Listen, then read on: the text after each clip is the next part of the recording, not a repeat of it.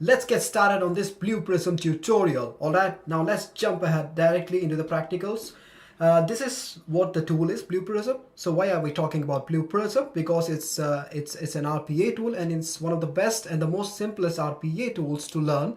Now, RPA, when I mean say, this is what is RPA, Robotics Process Automation, in which we have Blue Prism, we have UI path, we have a lot of stuff, automation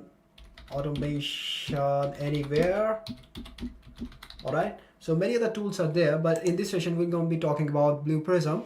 So let's get started. So this is what the tool is. This is how it looks like, and you see this is the studio, control, dashboard, releases, system.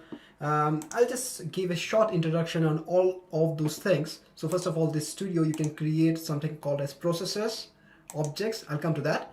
And you have control, where you can see a lot of activities, reporting, stuff like that. And in the home page also, you can see a lot of stuff. You see total number automation, the queue volumes in case you have created, which we normally use in the real-time projects, and then the workforce availability, and you can see the licensing details, the audit, the workflows, many other stuff. Now what I'll do is, if you remember, I told you that this is a very simple tool to learn. This is quite a simple tool. Okay, all right, simple, and it's quite robust, right? So let's get started. What we'll do is, I will just show you a very simple thing. So let's say, what exactly is a process? Process is the most basic thing. So if you want to do something, so someone said, okay, I have to do something in Blue Prism. So normally what they do is they create processes and objects. So processes are the most basic thing. They're pretty much like mappings you have in most of the tools. All right, now let's create a process, then we'll understand. Let me just say a calculation process. Let's just say calculation, and just finish. All right, so this is my basic process. What does it do? Whatever you program it for, that's what it'll do. Now what we'll do is, let's do a very basic thing. All right, so this is the process, the start, the end. And to create a very basic one, I'll just say start and I'll just save it. So just testing. You can just say anything. I mean, in the projects, you must give this comments very carefully, but since it's just a testing thing, so I'm just scribbling. All right, now done. So what I'll do is, I'll just try to run it. You can see here, start and. So this is the most basic process that you can get. All right, now let's do something real. Let's do something that does something. Let's just say, let's do some calculation like we do in plain mathematics. Let's try to automate it. So to do that, what I'll do is, I will add something called as data items. So 2 plus 1, how much is that? 3. Okay, let's just see that in the tool. Right now, 2 data items I just created, and one more. Then I just wanted to do a basic calculation, right? So let's just do a calculation and go back to the pointer. All right, now just name it variable A. Just say A. It's a number. Current value, I'll just say 1, and this one is 1. Let's make it very, very simple. You don't have to complicate things. B, number, and 2, done, and 3, I will just say result. All right, so it's result, and it's also a number, so let's not give any value to that. It's done. You have to reset it. So resetting, I will talk about that later, but just reset it. So just go here, give a link.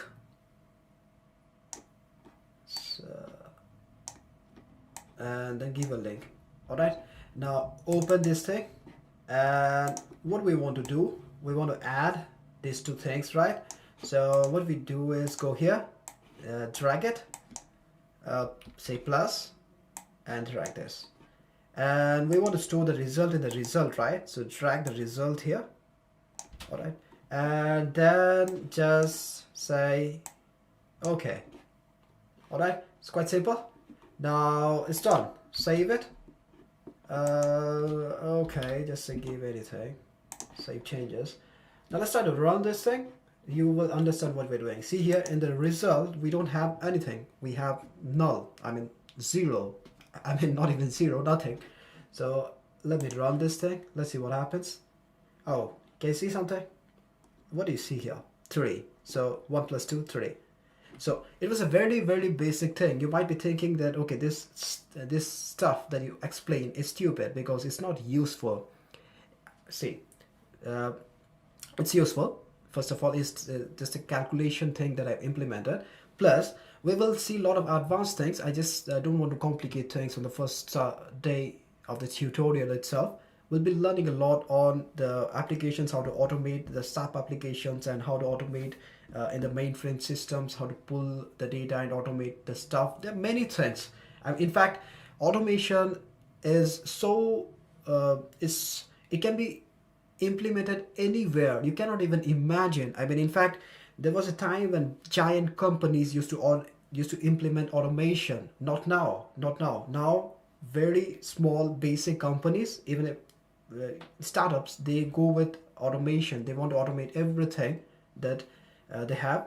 So anything means literally anything. Let's say I'm hiring 5 guys and they are doing some manual stuff, entering, validating. I want to automate everything.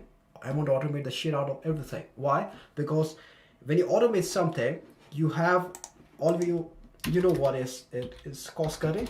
So I have to hire less guys now. I don't have to hire thousands of people. That's one thing. And second thing, what's more important is the accuracy. You will see it'll be 100% accurate. That is, there are no chances of any manual mistakes or errors, right? So that gives a higher edge to the company. All right. So these are the reasons why you see the market of RPA is quite booming, quite hot, and you will see for next 5 to 10 years. I would say it's like automation is something that should be taught in high schools because it's mandatory for everyone. I would say even the farmer has to learn it because he has to automate a lot of manual stuff that he's doing. Okay, so now let's get back to the Blue Prism. This was one of the basic things. Now to see other stuff. So see here. Sorry.